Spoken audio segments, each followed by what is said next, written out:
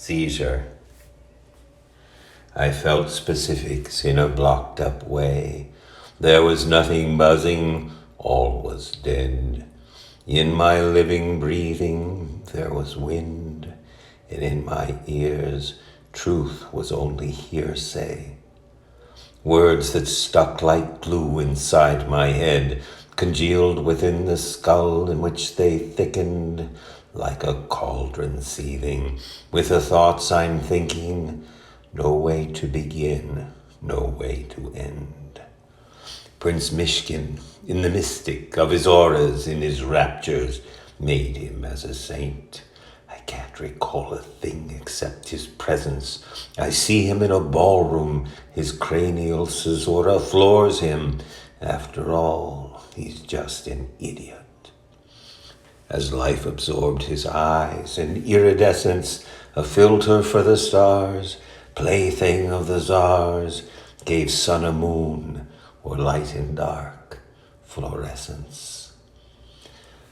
I bear this as a nothingness in light, a sacrament that testifies to genes, forefathers in the background, buzzing in my ears, anticipating night.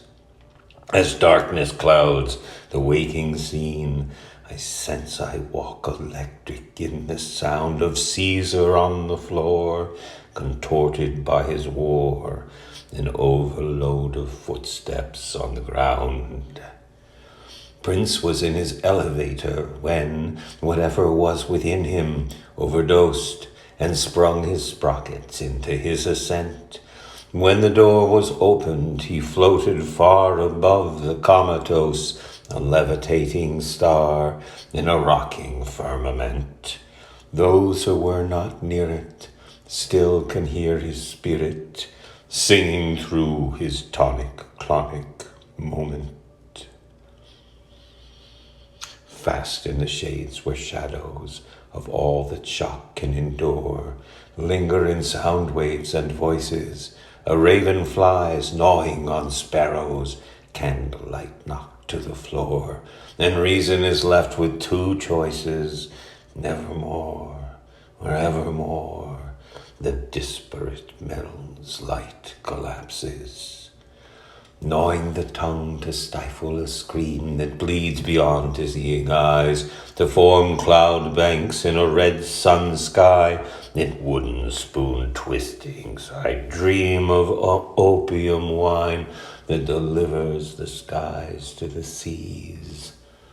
In a writhing back eye, a blacked out beauty lightens the darkness in me and rides to the sea on a butterfly, floats with shadows the color of shades through forests of pine and hemlock, with quick needles dry to the foot, and stops in a heartbeat to pray, as lost in light as the dark. A tree levitates, no root. I reach for a figure awakened in nature, a heightened sense twice as acute. I think your wine is moving in me too. I sense a certain change in my perception, as if a drifting back into myself, as one just come from the edge of Timbuktu to suddenly reappear into sensation and watch antiquity open on a shelf, as if to a life, awakened just enough, emergent, mellow, come from shadow depths. Things remain unknown until thereafter, at which time the moments of vibration, an aftershock that rouses and connects eyes inside their shuttered space to laughter. A blinds release after the implosion clears the mind and ears of all effects. How things so cranial can feel so sensual, causal, as respects the prescient.